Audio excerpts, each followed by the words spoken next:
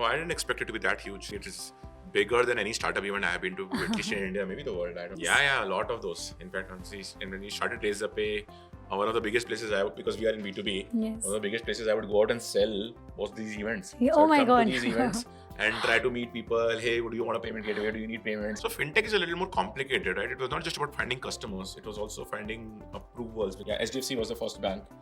We met a younger guy relatively at SDFC who understood what we were trying to do, who understood startups, who said, okay, we can give you an approval. How does it go hand in hand to follow the governance and try to grow as a brand? I treat regulation the way you treat market. You can't change market, right? Beyond a point, right? So it is what it is. India has been far ahead of the world.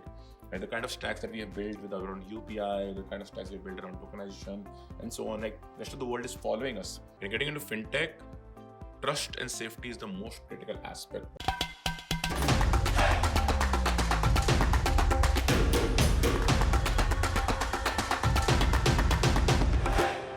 Welcome Harshil to Startup Markham 2024. How was the experience walking into the Bharat Mandapa today?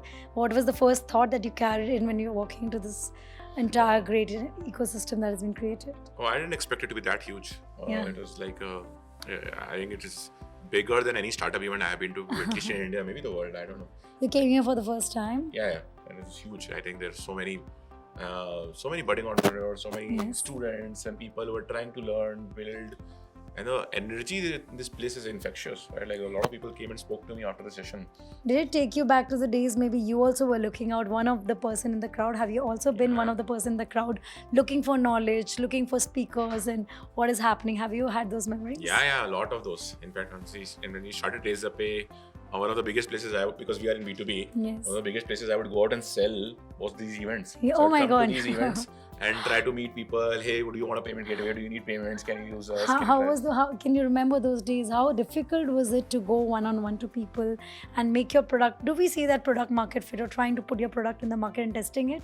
I think that's the real proof of the pudding, as we call it, right? Like you might have the best strategy, the best ideas, the best thing, but unless when you meet a customer and he gets excited about it, I think nothing else can prove that you're on the right track. So I used to do that at that time. Even today, like I speak to in different form, but I speak to at least one customer a week. Okay. The idea of that meeting is to validate whatever we have been planning. Like throughout the week, we are in these strategy meetings, discussions. This is the product plan. This is what the research tells us. But that one meeting a week is the one that actually helps me validate everything. When you started out, can you take us back to the journey? How did this whole idea come to you? Where did you think it stemmed? And it was always there, coming in the payment company sphere. Did it come suddenly like, I want to also find my place here? Or it was like, no, I want to make a big company. No, this is a space where things are coming up. It's not taken up all. Let me take advantage of the early bird. I think it was by accident. I don't think it was either of those. So both me and Shashank were techies, right? Like we really didn't have any finance background, banking background or anything per se. So we didn't really think of fintech or finance as a world. We just two techies. We love to build apps and we love to write software in our free time. So for one of those things, we had to accept payments. And we realized it was quite complicated and painful to accept payments. This is 2014, 2015. And we felt like, why is that complicated? And then we went online, we spoke to a bunch of folks that, hey, maybe we are doing something wrong, and we found everyone else struggled with accepting payments as a small business.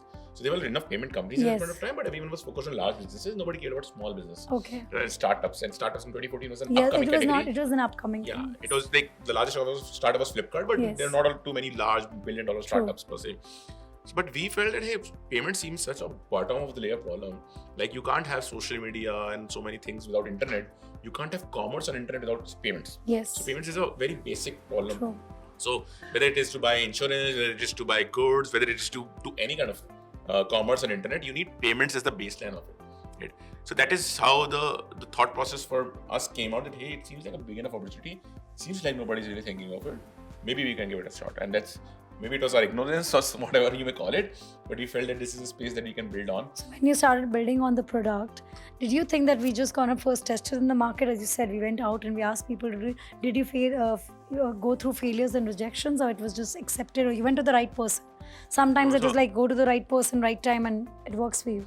So fintech is a little more complicated, right? It was not just about finding customers, it was also finding approvals, because you can't just start. The regulatory issues. So you can't just launch an app and get traction. So we had to so for us, we started building the product side of things. That was actually the easy part. we also started speaking to customers. In fact, customers also we started finding. But the hardest part was getting the approvals for actually enabling payments. So we had to, go and read the banking rules and everything. Yes, we had to read the regulations. We had to get certifications from PCI and a couple of folks. We had to go and get approval from a bank. And that was the hardest problem. I personally went and met at least 100-ish bankers, and half of them just rejected us because they looked at us and said, hey, you are two 24-year-old techies, what do you know about payments, right? So, because payments, to their point, is a risky endeavor, right? Fintech. Do you remember the first bank which trusted you? Yeah, SDFC was the first bank. We met a younger guy relatively at SDFC who understood what we were trying to do, understood startups, who said, okay, we can give you an approval, you still need to give us a security deposit or something, but I can give you in principle approval. And I remember that day very well because I think it was a Friday when I met him in Mumbai, and next Monday I went and left my job. So it was like one of the meetings you were doing with the bankers all through, and suddenly that day when so we were constantly getting rejected. And we went to one banker, he said no. We went to another, he said no. We found some connect to somebody, went, said no. There was a point where you thought that this product is not right, maybe. Constantly, me and Shashank sat down and said, should we do in some easier space? Should we do in some other space where we are in control of our destiny? Ultimately, we are making technologies. Yeah, so we kept thinking, can we get into some space where we can just build out? But the one thing that kept us going is that while we went through a lot of these hurdles, what we realized is that everyone else who comes after us will also have to go through these hurdles. So it's a space that's not easy to enter. But once you get in, then there's a moat that gets built around it. And so it felt like a right space to keep building. And fortunately, we found the one approval that we needed. And this was said, I got that approval. Next day, I left my job. I said, now I'm building it full time. And then the journey began, the journey to build it up. Now, standing at the point where we are seeing, I think with the payment companies, a major hurdle even today is about the regulatory issues. So how, do you look at dealing with it with understanding that the law is also doing its own work? How does it go hand in hand to follow the governance and try to grow as a brand? Because you're also doing business. So you're trying to bring maximum satisfaction and convenience to the customer from your side. So how do you marry both the thing in a very smooth way? So I think, over time we have learned that, regulation is very, very much needed in this ecosystem. Fintech ecosystem. Fintech is, you're dealing with people's money. You're dealing with people's trust, essentially, because money can be somebody's life saving. Yes. And if the ecosystem is not built with checks and balances, everything will fall flat. Yes. One company will come and do something which is not right. Yes. And the entire ecosystem will face the brunt of it. Right. So today we are all able to trust the banking ecosystem. We are able to trust the UPI ecosystem. We are able to trust the fintech ecosystem is because of regulation. Because we have somewhere that surety that we'll be taken care of if something goes wrong. True. And I think so. And sometimes when you're building as a startup, you're always looking for that small sliver of the market which needs a problem and which you want to solve. The regulator is looking at the bottom side of it, the other side of it. That how will this be misused? Okay. And so sometimes there's this conflict where you might feel, hey, why is this happening? Why is this regulation? But when you look at it long enough, you realize that, they're coming with the right reason. Does that come as an obstruction in your growth model, in your innovation? Where the banks want to... I treat regulation the way you treat market. You can't change market, right, beyond a point, right? So it is what it is. If India is a rich country, it is what it is. It's a poor country, it is what it is. You can't really change it. So there's a point cribbing about it. Hey, US is much higher per capita income. India is lower. What can you do about it? You'll have to build with that understanding. Same goes for regulations. There are certain regulations that are needed for the ecosystem. You might not be able to appreciate them, but you have to accept them. And so you have to build with those rules set. So take regulations as the rules of the game. If these are the rules, you have to play in these rules. And everyone has access to. So build whatever you can around those rules. And sometimes regulation can actually be a driver for your innovation. Yes. A lot of innovations we've seen in India, whether it is UPI, credit on UPI, tokenization, is actually there are innovations that have been built because of regulation coming in. So you have to see it as a market factor, that these are the market dynamics. How can you build business models around them or take advantage of them in some ways? The journey of making a startup go to become a big hit or a big giant, then reach the stage where you want to become the unicorn, or you ultimately become a unicorn. That's the term that they use it. How do you look at the journey? Because then you want to get listed. So is this this is the only way the journey has to end? Is that the only way the destination comes to looking at getting listed to make it a mammoth?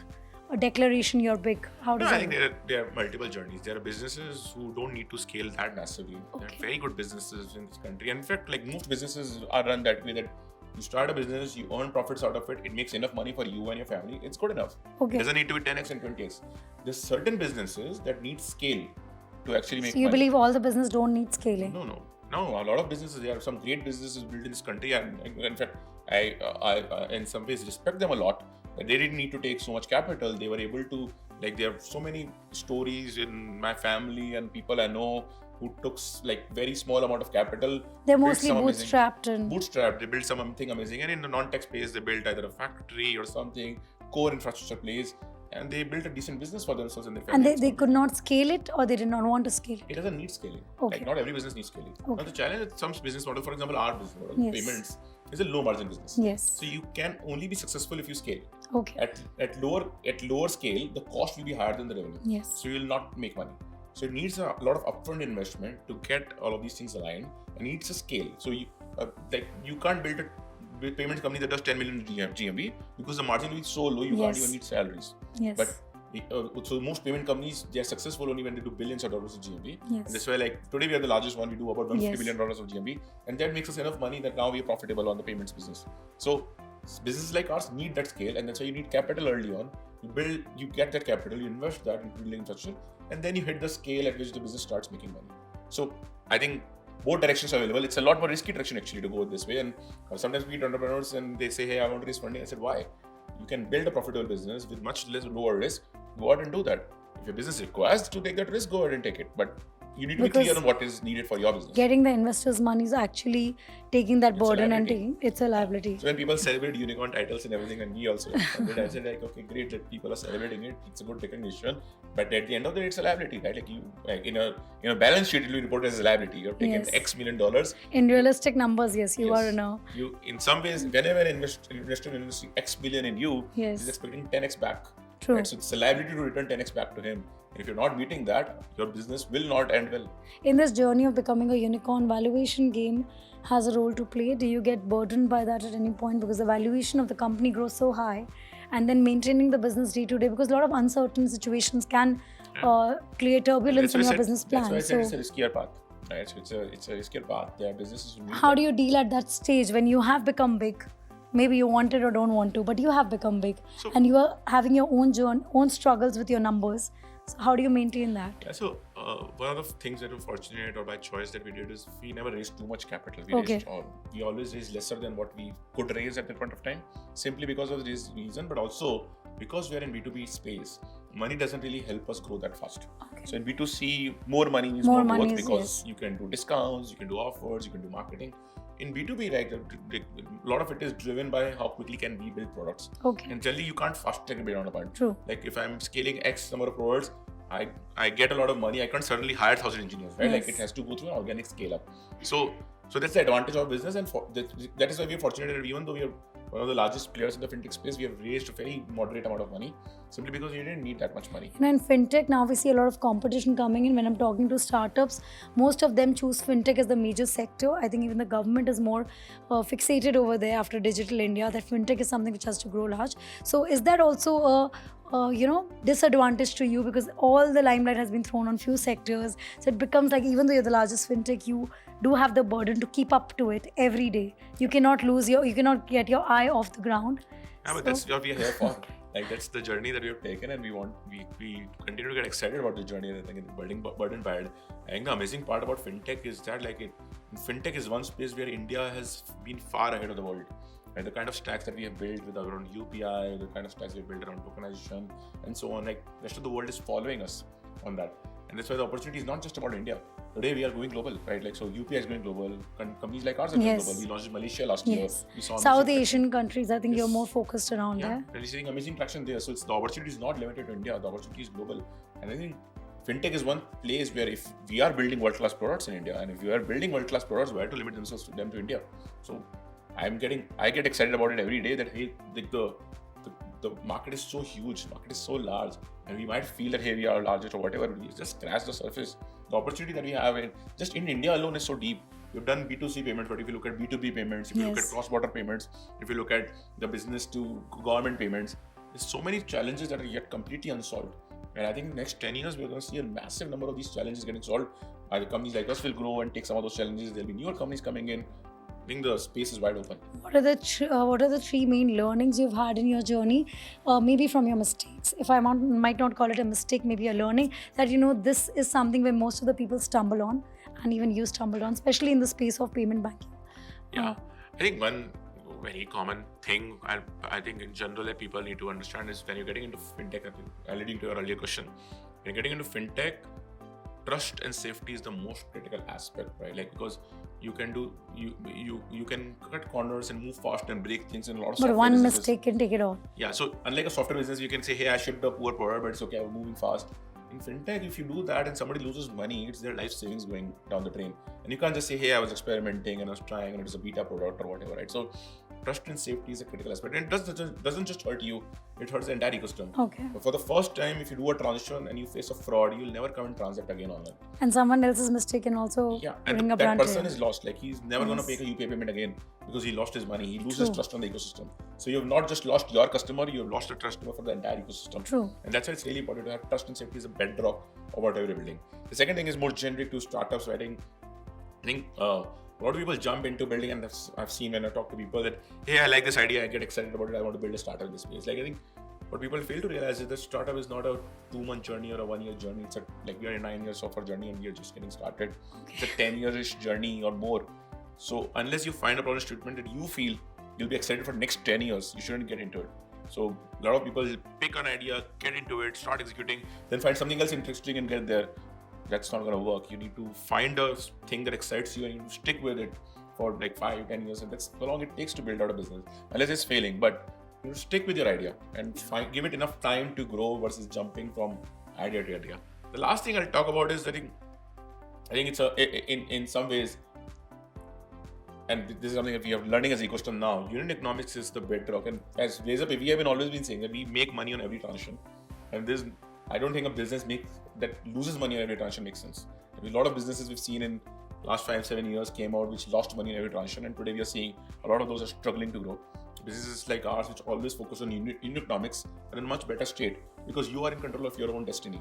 You make money on a business. If, like to your point earlier, the business goes up or down or wherever it does, you're still in full control of your destiny. You're not dependent constantly on external sources of capital to grow your business or to just run your business. So I think unit economics is fundamentally very important. The purpose of a business at the end of the day is to make money. And if you're not doing that, you're constantly dependent on somebody else to do that for you. And the last question I have, because we spoke to so many investors, most of our startup companies here depend on the global fundraising up until now. We had a lot of investors and VCs globally investing in India. Do you think a local funding system is much more required, and it is building up, the trust is building up for them to grow? I don't know how your stages of, you got support very early in your growth stage, but they should depend more on the local investor than the global investor? Honestly, I think from an ecosystem perspective, we should be open to all. Right? Okay. So I think it's great that the global investors are funding. I think we should be proud of the fact that global investors are trusting our ecosystem to grow and coming in and giving money. But yeah, you're right. At some point of time, the local investment ecosystem also needs to be strong enough, because sometimes the problems are so, like the complex problems of our ecosystem will not get funded by foreign players because they won't understand like we're building, let's say, lending for farmers. Yes. Now, global investor, it's hard for them to understand how complex the problem is, what are those challenges, ups and downs. So it's very hard. It's easy for them to invest in a business model which is similar to what happens in US or West. But if the business model is fundamentally built for India grassroots, then it's hard to get that. So that's why you need local investment ecosystem to fund those ideas. I think it's catching up. Some of the regulations that have come out in the AIF space and everything has been very exciting and has encouraged the ecosystem. The Gift City that we are seeing driven by our Prime Minister, I think that's a strong driver to bring a lot of foreign capital to become kind of like local capital. So we are seeing a lot of the ecosystem come together, but it's a sign of maturity of the ecosystem.